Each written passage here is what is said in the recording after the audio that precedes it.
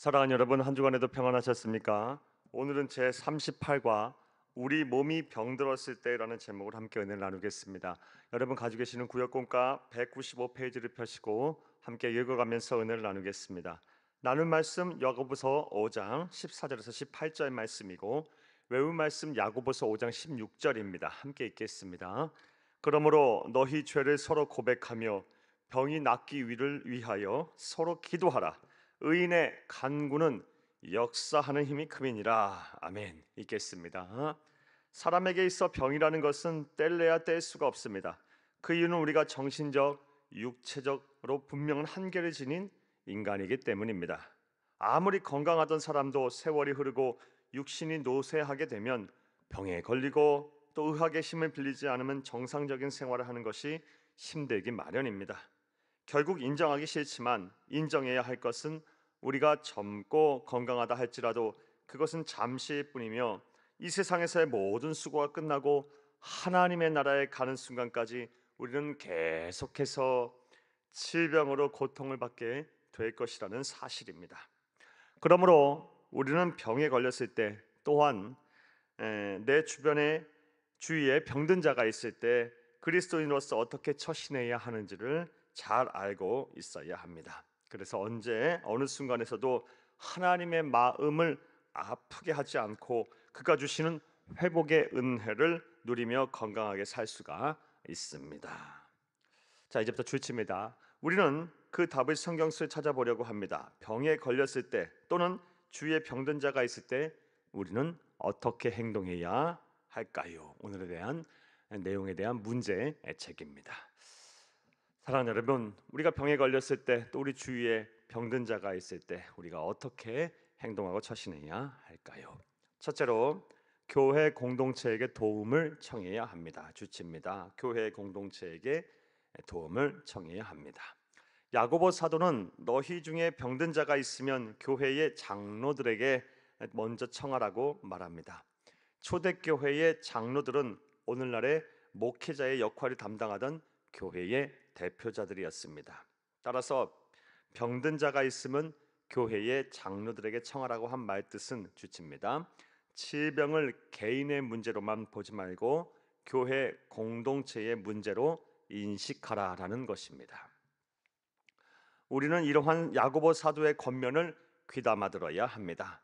사람이 병들게 되면 누구나 두려움과 외로움을 느낍니다. 몸이 아프기 전에 먼저 마음에 큰 구멍이 납니다.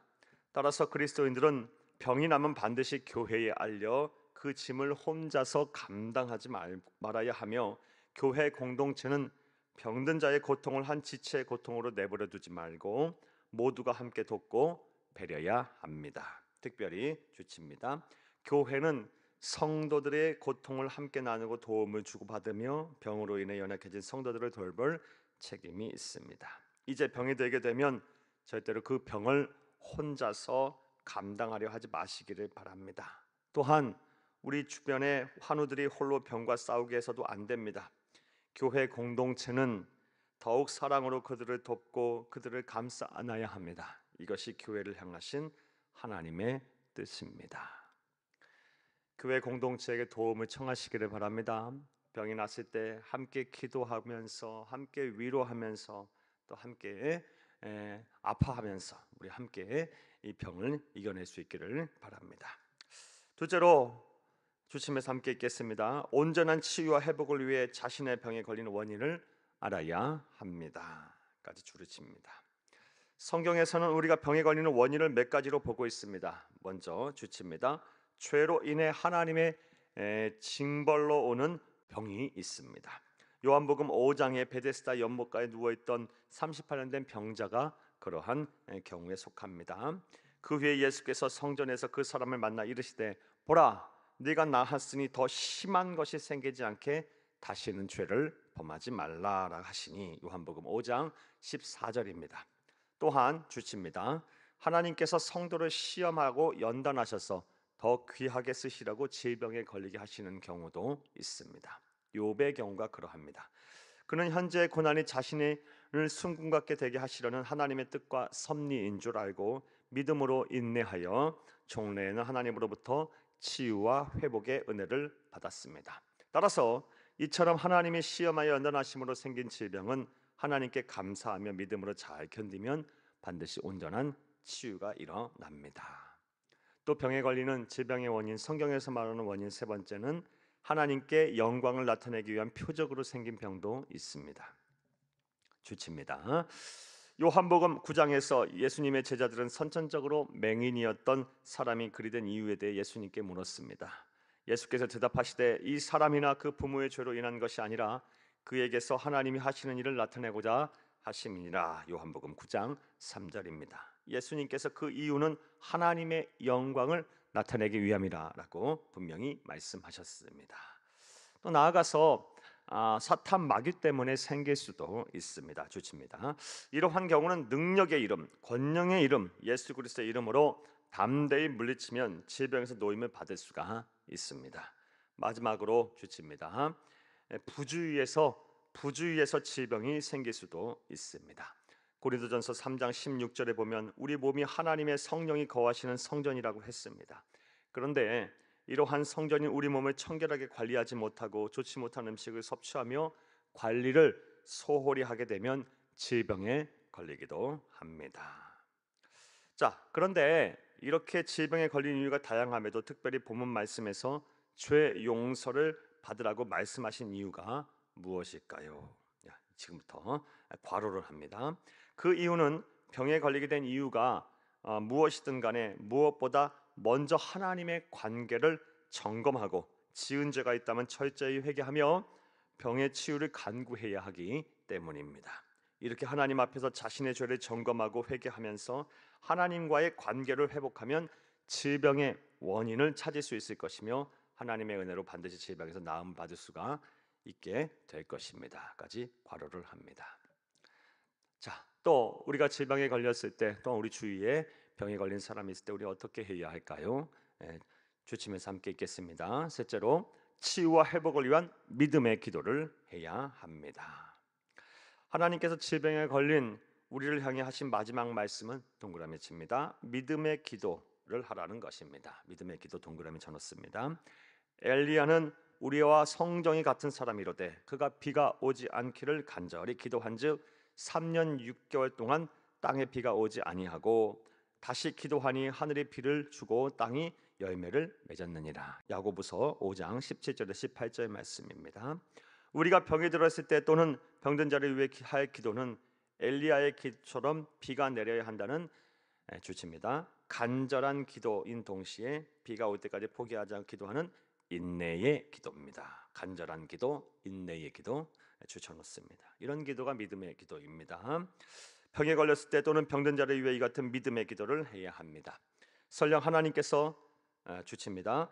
설령 하나님께서 그 병을 고치지 않는다 할지라도 포기하지 말고 믿음의 기도를 해야 합니다. 이제 병에 걸리셨으면 또한 병든 자를 위해 믿음의 기도를 하시기 바랍니다. 하나님께서 분명하게 말씀하셨습니다. 주칩니다. 믿음의 기도는 병든 자를 구원하고 의인의 간구는 역사하는 힘이 크다라고 하셨습니다. 이 말씀을 의심하지 말고 믿고 인내하며 기도하시기를 바랍니다. 사랑하는 여러분, 괄호합니다. 오늘 전체에 대한 내용 요약입니다. 우리가 병에 걸렸을 때 또는 병든 자를 위해 하나님께서 우리에게 내려주신 처방전은 절대로 혼자서 병을 감당하려 하지 말고 교회 공동체와 함께 그 짐을 나누어 지라는 것입니다. 그리고 온전한 치유와 회복을 위해 왜 병에 들었는지 자신을 살피면서 그 원인을 찾으라는 것입니다. 나아가 믿음의 기도를 하라는 것입니다. 믿음의 기도는 간절한 기도, 포기하지 않는 인내의 기도입니다. 까지 괄호를 해놓습니다. 오늘 내용 요약입니다. 이제 여러분이 병이 들었을 때 또 주위에 환자들이 있을 때 하나님께서 말씀하신 대로 행하시기를 바랍니다. 그리하면 여러분의 주위에 병든 자들이 회복되고 치유가 될 것입니다. 할렐루야. 말씀과의 만남 보겠습니다. 1번, 성경에서는 우리가 병에 걸리는 원인을 무엇이라고 이야기하나요? 네, 죄 때문에 올 수도 있고 또 하나님께서 더 귀하게 쓰시려고 시험, 연단하시기 위해서 병에 걸릴 수도 있습니다. 세 번째로 하나님께 영광을 돌리기 위한 병도 있고요. 네 번째, 사탄 마귀가 오는 시험도 있습니다. 다섯 번째로는 우리가 우리 몸을 부주의해서 우리 몸이 하나님이 성령이 거하시는 성전인데 이 성전 관리를 소홀히 해서 병에 걸릴 수도 있습니다.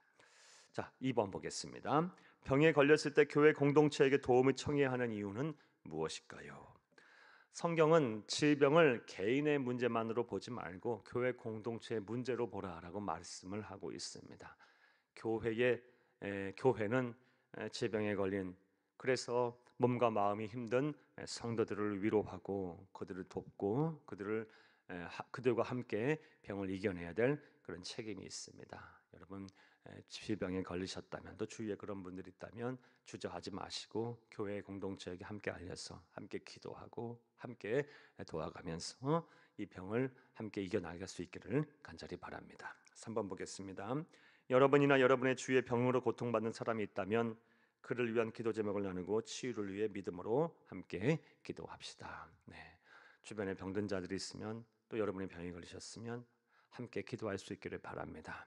우리 교회에서도 베데스다 기도회라는 병든 자를 위한 특별한 기도회가 있습니다. 함께 모여서 많은 성도들이 모여서 기도하고 있습니다. 여러분 질병에 걸리셨다면 또 여러분 주변에 그런 분들이 계시다면 우리가 함께 기도하면 하나님께서 반드시 우리의 기도를 들으실 것입니다. 믿음의 기도는 병든 자를 낫게 하고 의인의 간구는 역사하는 힘이 크다라고 말씀하셨습니다. 이 약속의 말씀을 믿고 우리가 기도하면 여러분의 병이 함께 기도하면 여러분 주위의 사람들의 병이 반드시 낫게 될 것입니다. 이런 은혜와 복이 저와 여러분의 복이 되기를 간절히 주의 이름으로 축복합니다. 감사합니다.